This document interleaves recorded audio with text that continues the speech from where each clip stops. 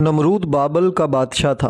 علماء کے مطابق جن 4 بادشاہوں نے پوری دنیا پر حکومت کی، نمرود ان میں سے ایک ہے۔ ان 4 میں سے 2 مومن تھے اور 2 کافر۔ مومن میں ذوالقرنین اور حضرت سلیمان علیہ السلام ہیں، اور کافر نمرود اور بخت نصر ہیں۔ نمرود مسلسل 400 سال تک بادشاہ رہا۔ اس نے سرکشی، ظلم اور تکبر کا راستہ اختیار کیا اور آخرت کی بجائے دنیا کا حصول پیش نظر رکھا۔ جب حضرت ابراہیم علیہ السلام نے اسے اللہ واحد لا شریک کی دعوت دی تو اس نے جہالت اور گمراہی کی وجہ سے خالق کا انکار کر دیا۔ چنانچہ حضرت ابراہیم علیہ السلام نے اس سے بحث کی، لیکن وہ مردود خدائی کا دعویٰ کرنے لگا۔ حضرت ابراہیم علیہ السلام اور نمرود کے درمیان مناظرہ اس دن ہوا جس دن وہ آگ سے نکلے تھے۔ اس سے پہلے ان کا سامنا نہیں ہوا تھا۔ جس دن وہ اکٹھے ہوئے اس دن یہ مناظرہ واقع ہوا۔ حضرت ابراہیم علیہ السلام نے فرمایا، میرا رب زندہ کرتا ہے اور مارتا ہے۔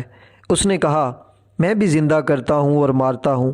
اپنی بات کو ثابت کرنے کے لیے اس جاہل نمرود نے 2 قیدی منگا کر بے قصور کو مار ڈالا اور قصوروار کو چھوڑ دیا، اور کہا کہ دیکھا میں جس کو چاہوں مارتا ہوں، جسے چاہوں نہیں مارتا۔ اس طرح سب کو فریب دینے کی کوشش کی کہ اس نے ایک کو موت دے دی اور دوسرے کو زندگی بخش دی۔ اس کا یہ عمل حضرت ابراہیم علیہ السلام کی دلیل کا جواب نہیں تھا، اور نہ ہی اس کا موضوع مناظرہ سے کوئی تعلق تھا، بلکہ یہ ایک بیکار بات تھی جس سے ظاہر ہوا کہ اس کے پاس کوئی دلیل نہ تھی۔ حضرت ابراہیم علیہ السلام نے جو دلیل پیش فرمائی تھی وہ یہ تھی کہ جانداروں کا جینا مرنا عام مشاہدے کی چیز ہے، کیونکہ یہ واقعات خود بخود پیش نہیں آ سکتے، لہٰذا ضرور کوئی ایسی ذات موجود ہے جس کی معیشت کے بغیر ان اشیاء کا وجود میں آنا محال ہے۔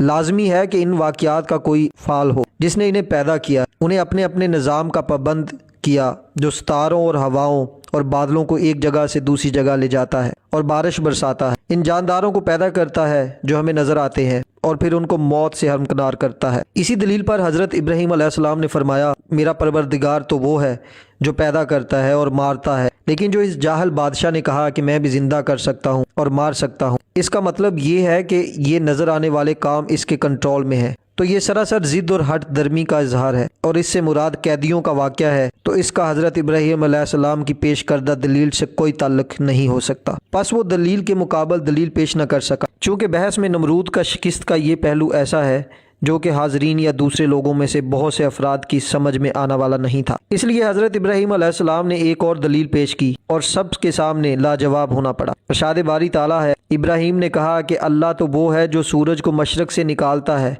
لہٰذا تو اسے مغرب سے نکال دے۔ یعنی یہ سورج روزانہ مشرق سے نکلتا ہے، جسے اس کو پیدا کرنے والے اور چلانے والے نے مقرر کر رکھا ہے۔ اگر تو ہی زندگی اور موت کا مالک ہے جیسا کہ تیرا دعویٰ ہے، تو زندہ کرتا ہے اور موت دیتا ہے، تو اس کو مغرب سے لے آ، کیونکہ جس کے ہاتھ میں زندگی اور موت کا اختیار ہو وہ جو چاہے کر سکتا ہے، اسے نہ منع کیا جا سکتا ہے اور نہ مغلوب کیا جا سکتا ہے، بلکہ وہ ہر چیز پر غالب ہوتا ہے اور ہر چیز اس کے حکم کی پابند ہوتی ہے۔ اگر تیرا دعویٰ سچا ہے تو یہ کام کر، ورنہ ثابت ہو جائے گا کہ تیرا دعویٰ غلط ہے، اور یہی حقیقت ہے، اور ہر شخص جانتا ہے کہ تو یہ کام نہیں کر سکتا۔ تو اس قدر عاجز ہے کہ ایک مچھر بھی پیدا نہیں کر سکتا۔ اسی طرح حضرت ابراہیم علیہ السلام نے اس کا جاہل اور عاجز ہونا واضح فرما دیا، لہذا اس کے پاس کہنے کو کچھ نہیں تھا اور اس کا منہ بند ہو گیا۔ اس لیے اللہ پاک فرماتا ہے، سن کر کافر ششدر رہ گیا، اور اللہ بے انصافیوں کو ہدایت نہیں دیا کرتا۔ نمرود نے اشیاء خوردنی کا انتظام اپنے ہاتھ میں رکھا تھا، لوگ غلہ لینے کے لیے اس کے پاس جاتے تھے۔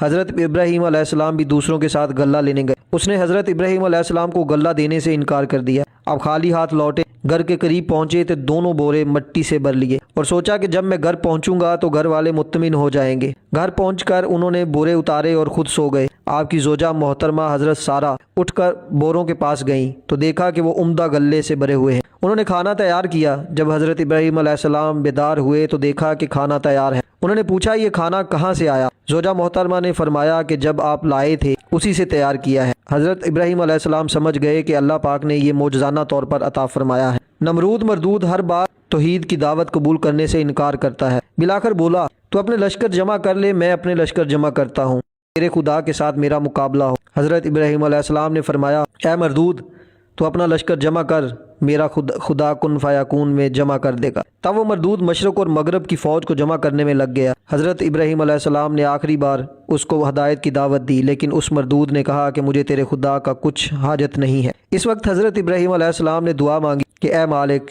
یہ معلوم نافرمان تیرے ساتھ مقابلہ کرنا چاہتا ہے، اس کو ہلاک کر، تیری مخلوق میں मच्छर अदना और ज़ईफ़ है और कई जानवरों की खुराक बनता है।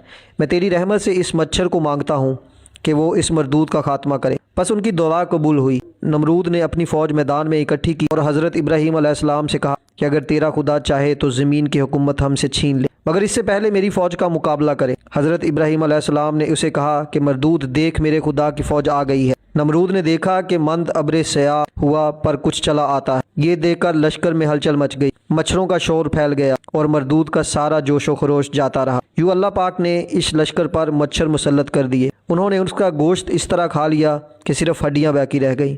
एक मच्छर उस पलीद नमरूद की नाक में घुस गया और दिमाग में जाकर उसका मगज़ खाने लगा। मरदूद इस अजाब में गिरफ्तार हुआ कि जिसका चारा कुछ ना हो सका। वो हर किसी से सर पर लकड़ी या हथौड़ा मरवाता